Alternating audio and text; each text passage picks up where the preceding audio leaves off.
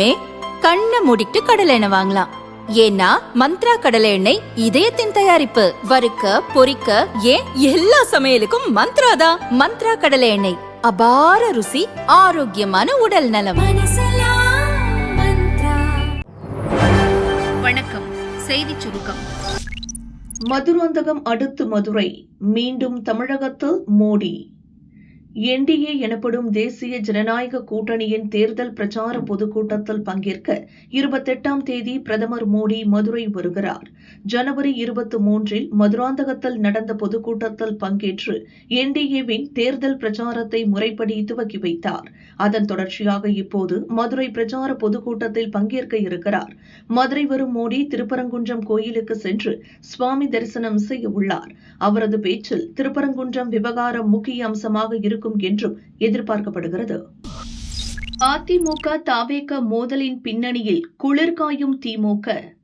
கடந்த சில நாட்களாக அதிமுகவும் தாவேகாவும் மாறி மாறி விமர்சனம் செய்து வருகின்றன. இதற்கு பிள்ளையார் சுழி போட்டது விஜய்தான். தாவேக துவங்கப்பட்ட நாளிலிருந்து அக்கட்சியை அதிமுக விமர்சனமே செய்யவில்லை. விஜயும் விமர்சிக்காமல் தான் இருந்தார். இருவரும் சேர்ந்து திமுகவை விமர்சிக்க துவங்கியதால் அரசியல் அழுத்தத்தை சமாளிக்க முடியாமல் திமுக தடுமாறியது. கடந்த மாதம் நடந்த தாவேக செயல் வீரர்கள் கூட்டத்தில் அதிமுகவை ஊழல் சக்தி என விஜய் விமர்சித்தார். பதிலுக்கு அதிமுகவும் பனையூர் பண்ணையார் வெளியே வந்து அரசியல் செய்யுங்க என பதிலடி கொடுக்க இருதரப்புக்கும் இடையே மோதல் துவங்கியது. இந்த மோதலை திமுக மறைமுகமாக முடுக்கிவிட்டது. இதற்காக தனது ஆதரவு செய்தி நிறுவனங்களை களமிறக்கியது. பத்திரிகையாளர் சந்திப்பின் போது இருதரப்பு நிர்வாகிகளிடமும் அந்த சர்ச்சை குறித்த கேள்விகளை கேட்க வைத்தது. இதில் உணர்ச்சி வசப்படும் இருதரப்பு நிர்வாகிகளும் ஒருவரை ஒருவர் கடுமையாக விமர்சிக்க அதை ஒதுங்கி நின்று ரசித்துக் கொண்டிருக்கிறது திமுக. பின்வாங்க மாட்டேன், அண்ணாமலை அதிரடி. தொகுதி பொறுப்பாளர் பணியிலிருந்து விலகினாலும் அரசியலிலிருந்து ஒருபோதும் பின்வாங்க மாட்டேன். கட்சி தலைமை எங்கு போட்டியிட சொல்கிறதோ அங்கு போட்டியிடுவேன் என்று தமிழக பாஜக முன்னாள் தலைவர் அண்ணாமலை கூறினார். அண்ணா, இந்த தேர்தல் பொறுப்பாளர் என்பது கட்சியினுடைய அமைப்பு வேலை. இந்த பூத்து சக்தி கேந்திரம் நம்முடைய தொண்டர்களை சந்திப்பது அமைப்பு வேலை. அதுக்கு நம்மக்கிட்ட நிறைய தலைவர்கள் இருக்கிறாங்க, நிறைய திறமையான தலைவர்கள் இருக்கிறாங்க, அவங்க நிறைய செய்வாங்க. இந்த அமைப்பு வேலையை பொறுத்தவரை பாரதிய ஜனதா கட்சியை பொறுத்தவரை ஒரு ஆத்மார்த்தமான வேலை. ஒரு தொகுதினா நீங்கள் அங்கேயே போய் தங்கி இருக்கணும், 2-3 நாட்கள் ஸ்ட்ரெச்சாக இருக்கணும், வீடு வீடாக போகணும், தொண்டர்கள் எல்லாத்தையும் நம்ம தயார் நிலைப்படுத்தணும், அதன் பிறகு ஆர்கனைசேஷனை சரி பண்ணணும், பூத் அளவெல்லாம் ரெடி பண்ணணும், பூத் கமிட்டியை செக் பண்ணணும். இது முழுவதுமாக ஒரு அமைப்பு வேலை. இன்றைக்கி அமைப்பு வேலை செய்யணும்னா முழுமையாக நேரம் கொடுத்து நீங்கள் பண்ணணும். அங்கே இருக்கணும், நீங்கள் கட்சி உங்களை எதிர்பார்க்கும், சொல்கிற டேட்டுக்கு நீங்கள் அங்கே போகணும். ஏன்னா மாநில தலைவராக இருக்கும் பொழுது நாங்கள் அதை செஞ்சுருக்கோம், எல்லா தலைவர்களும் அதை செஞ்சுருக்கிறாங்க. இன்றைக்கி நான் அந்த நேரம் கொடுக்க முடியாத சூழ்நிலையில் நான் இருக்கேன்.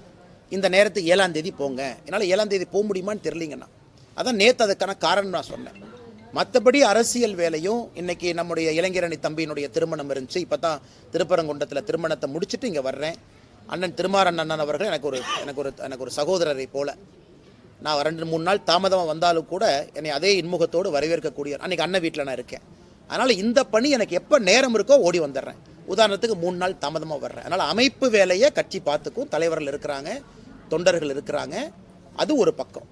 மற்றபடி அரசியலை பொறுத்தவரை நம்ம பேசணும். ப்ரெஸ் மீட்டில் கேள்வி கேட்குறீங்க, நம்ம என்ன பதில் இல்லைன்னு சொன்னாங்கன்னா அரசியல் கேள்வி கேட்குறீங்க, அதுக்கான பதிலையும் நான் சொல்லியிருக்கேன். அதிலிருந்து பின்வாங்க போவது கிடையாது. அதற்கு கட்சிக்கு நம்ம நேரம் கொடுக்குறோம். நான் கட்சி சொல்லும் யார் எங்கே நிற்கணும், எதற்காக நிற்கணும். 2024 கோயம்புத்தூரில் நிற்கணும், கோயம்புத்தூர் நின்னாச்சு. 2026 எங்கே நிற்கணும்னு சொல்லும்பொழுது அங்கே நிற்கிறோம். கடைசி நேரத்தில் மாறிய திட்டம், விஜய் பயணத்தில் திடீர் திருப்பம். தாவிக தலைவர் விஜய் தமிழகத்தில் பல்வேறு மாவட்டங்களில் மக்கள் சந்திப்பு பிரச்சாரம் மேற்கொண்டு வருகிறார். தேர்தல் நடத்தை அறிவிப்புக்கு முன் வேலூர், தர்மபுரி, சேலம், திருநெல்வேலி உள்ளிட்ட மாவட்டங்களில் விஜய் சுற்றுப்பயணம் செல்ல திட்டமிட்டுள்ளார். வரும் 13ஆம் தேதி சேலத்தில் மக்கள் சந்திப்பு பிரச்சாரம் மேற்கொள்ள உள்ளார். கூட்டத்திற்கு அனுமதி கேட்டு சேலம் மாவட்டம் மகுடஞ்சாவடி போலீஸ் ஸ்டேஷனில் சேலம் மத்திய மாவட்ட செயலாளர் பார்த்திபன் தலைமையில் நிர்வாகிகள் கடிதம் வழங்கியுள்ளனர். அந்த கடிதத்தில் சேலம் மகுடஞ்சாவடி சங்ககிரி பிரதான சாலையில் 2016 மறைந்த முன்னாள் முதல்வர் ஜெயலலிதா தேர்தல் பொதுக்கூட்டம் நடத்தினார். அந்த இடத்தில் வரும் 13 தாவேக தலைவர் விஜய் மக்கள் சந்திப்பு கூட்டம் நடத்த அனுமதி வழங்க வேண்டும் என கோரியுள்ளார். சேலத்துக்கு முன்பாக வேலூர் மாவட்டம் அகரம்சேரியில் வரும் 8ஆம் தேதி பொதுக்கூட்டம் ஏற்பாடு செய்யப்பட்டிருந்தது. அன்றைய தினம் வேலூருக்கு முதல்வர் ஸ்டாலின் செல்ல இருப்பதால் விஜய் பயணம் ஒத்திவைக்கப்பட்டுள்ளது. பெரும்பாலான போலீசார் முதல்வர் பாதுகாப்பு பணிக்காக சென்று விடுவார்கள். தாவேக கூட்டத்துக்கு போலீஸ் பாதுகாப்பு கொடுக்க முடியாது என தெரிவிக்கப்பட்டது. இதனால் வேலூர் கூட்டத்தை தள்ளி வைக்கும் சூழல் உருவாகி இருக்கிறது. சேலம் நிகழ்ச்சி முடிந்த பின் வேலூரில் கூட்டம் நடத்த ஆலோசிக்கப்படும். அதற்குள் திருநெல்வேலி, தர்மபுரியில் கூட்டம் நடத்த அனுமதி கிடைத்தால் அங்கு முதலில் நடத்தவும் ஆலோசனை நடக்கிறது என தாவேக நிர்வாகிகள் கூறினர். பெரிய லெவல் டீல், விசிக குறியே வேற. 2001ஆம் ஆண்டிலிருந்து சட்டசபை தேர்தலை சந்தித்து வரும் விசி கட்சி ஒவ்வொரு தேர்தலிலும் திமுக, அதிமுக என மாறி மாறி கூட்டணி அமைத்து போட்டியிட்டு வருகிறது. பதிவு செய்யப்பட்ட கட்சியாக இருந்த நிலையில் கடந்த 2 தேர்தல்களில் 2 எம்பிக்கள், 4 எம்எல்ஏக்கள் பெற்றதன் வாயிலாக அங்கீகரிக்கப்பட்ட கட்சியாக வளர்ந்துள்ளது. கடந்த 9 ஆண்டுகளாக திமுக கூட்டணியில் அங்கம் வகித்து வரும் விசிக அந்த கூட்டணியில் முக்கிய கட்சியாக பார்க்கப்படுகிறது. கடந்த தேர்தலில் வட மாவட்டங்களில் 6 தொகுதிகளில் போட்டியிட்டு 4 தொகுதிகளில் வென்றது. வரும் சட்டசபை தேர்தலில் தென் மாவட்டங்களிலும் மேற்கு மாவட்டங்களிலும் போட்டியிட தங்களுக்கு தொகுதிகள் ஒதுக்க வேண்டும் என திமுகவிடம் விசிக வலியுறுத்தியுள்ளது. இதுகுறித்து விசி செய்தி தொடர்பாளர் பாவலன் கூறியதாவது: எங்கள் கூட்டணியில் திமுகவுக்கு அடுத்து பெரிய கட்சியாக விசிக உள்ளது. பல ஆயிரம் நிர்வாகிகளை கொண்ட கட்சியாகவும் வளர்ந்துள்ளது.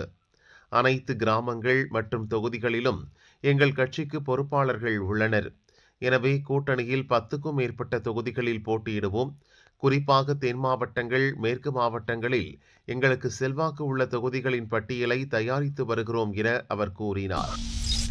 காங்கிரஸ், கம்யூனிஸ்ட் சிக்கிட்டாங்க. திமுக எம்பிக்கள் தப்பியது எப்படி?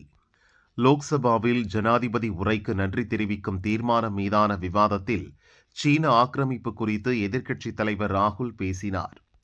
முன்னாள் ராணுவ தளபதி நரவனே எழுதியதாக கூறப்படும் வெளியிடப்படாத புத்தகத்தில் இருப்பதை மேற்கோள் காட்டி ராகுல் பேசினார். ஆனால் வெளிவராத புத்தகத்தை ஆதாரமாக காட்டி பேசுவதற்கு அமைச்சர்கள் ராஜ்நாத் சிங், அமித்ஷா மற்றும் ஆளுங்கட்சி எம்பிக்கள் எதிர்ப்பு தெரிவித்தனர்.